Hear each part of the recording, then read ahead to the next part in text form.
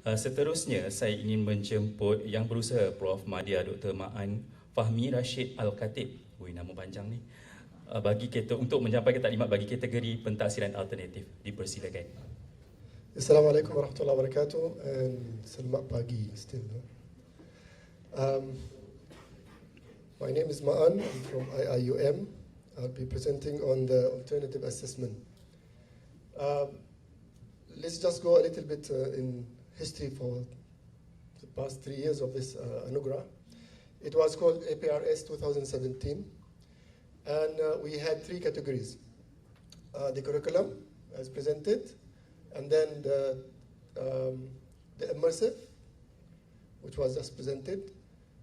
Immersive is focusing on the learning process of the student. And the third one was transformative, which is focusing on the teaching. In 2018, APRS was changed to, and these are the subcategories of the various main categories. In 2018, the committee felt that there is something missing because we have curriculum, we have teaching, we have learning, but one important aspect of the teaching and learning is the assessment. So we added the assessment, but it was added under transformative as subcategory. After that, in 2019, after lengthy deliberation of the matter, it was decided that in AKRI 2019, the assessment, alternative assessment, will be a main category because assessment is actually a very important component of the teaching and learning process. Now, what do we expect under this category? In terms of definition, we are looking for, of course, we know that assessment goes under summative and formative. So summative is assessment of learning, we have assessment for learning, and we have assessment as learning. And also we have authentic assessment. Now, what we are looking for here is innovative assessment method, right? And similar to the other categories, we are looking at least one learning outcome to be submitted for this category. For the objective of this criteria, it is where is that?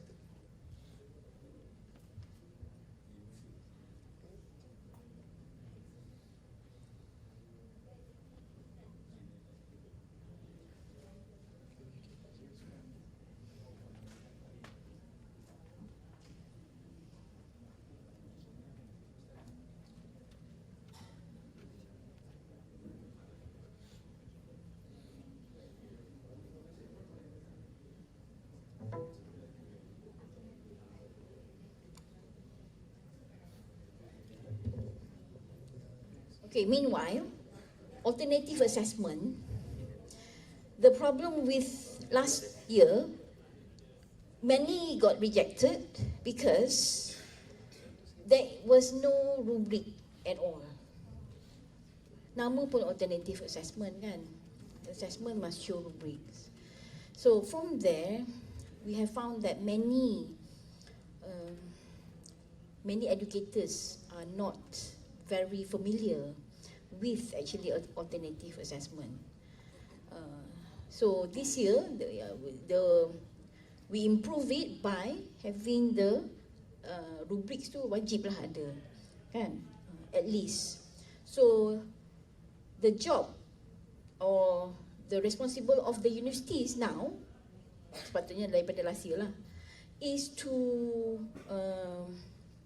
train, upskill the educators on alternative assessment. Terima kasih Prof Yus dari UUM, TNCA UUM is here, yang sama-sama akan, I think UUM is actually very strong with the alternative assessment, kan? Boleh benchmark from UUM punya alternative assessment. Thank you. Thank you, Prof. Wan. So the objective is, it's very important to understand that it is to show an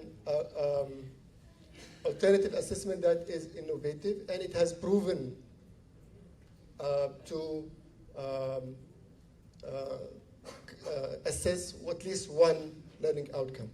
So we need to see that it has been designed and implemented to see the effect of that alternative assessment.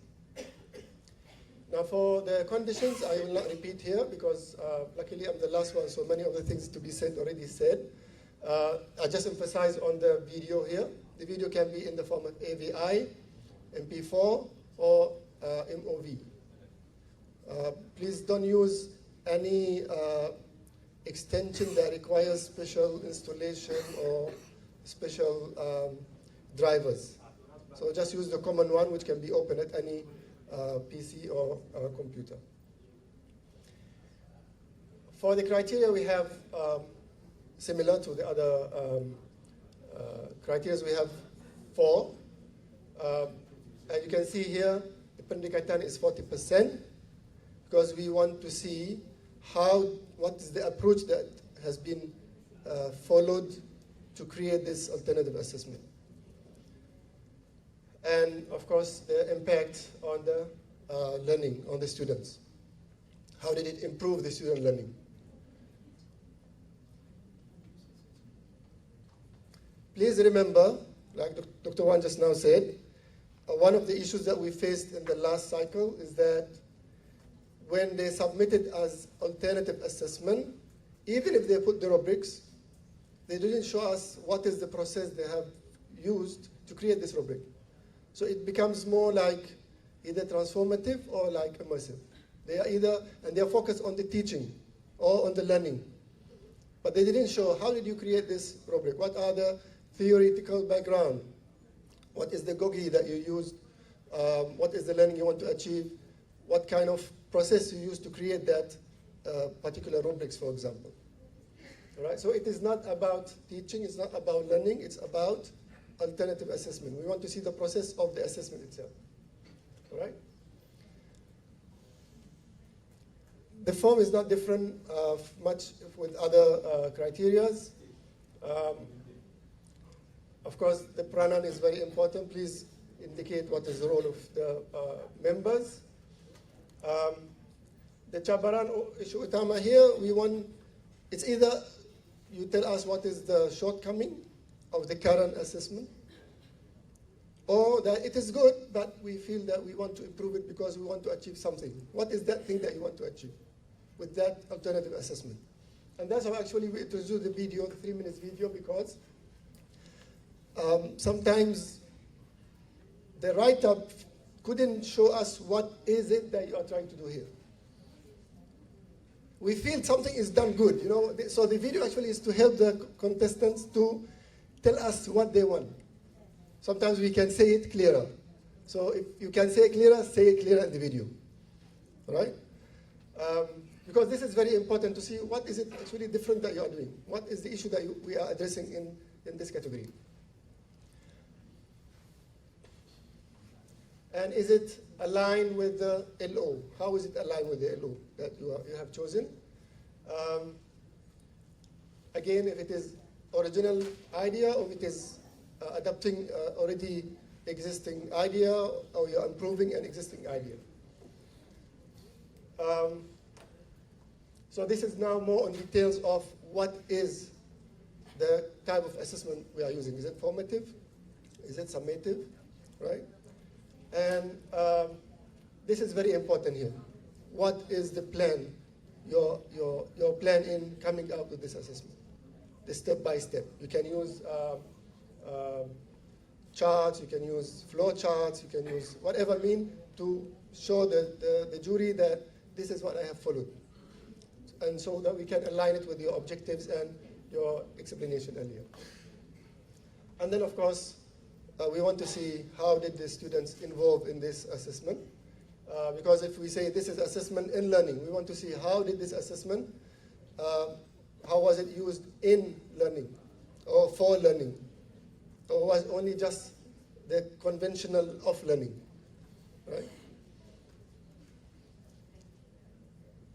So this is similar to the other. Just advise you to go through the form in details. Similarly, we have the Sinarai, Pautan Bahan, Ukti, and then Sinarai Sama. And that's it. We wish you all the best. If there's any question, please feel free to ask. Yes, sir.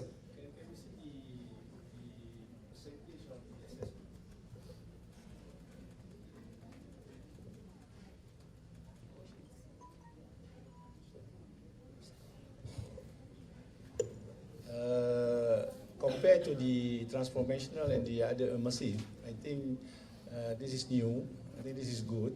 But when we're looking at the alternative assessment, maybe you can highlight where is it the novelty will come in from the implementation. So give some percentage where novelty will be accredited. You mean at the, sorry? In your, I think either in your E3 or E4. Because if you are using alternative assessment, it's what already there in the market, you're going to rebatch it. But when we say about innovation and transformation, meaning that we want to give some percentage on novelties. The novelty in the alternative assessment. in creating, creating the assessment. Yeah, that is why it's 40%. So you're going to measure on the approach. On the approach, what is the innovativity? Can you highlight in your form, E3 or E4, I think so? E3, your form. It was closed.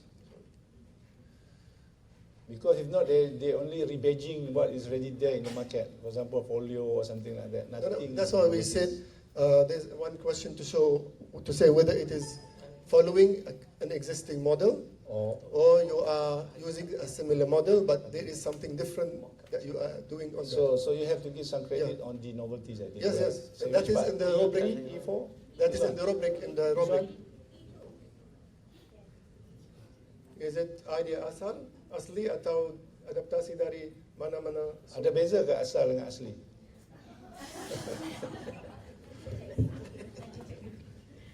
That question I cannot answer yet. Bagi saya masa nak belajar lebih. Saya perlu belajar lebih. Alright, thank you very much. Any other questions?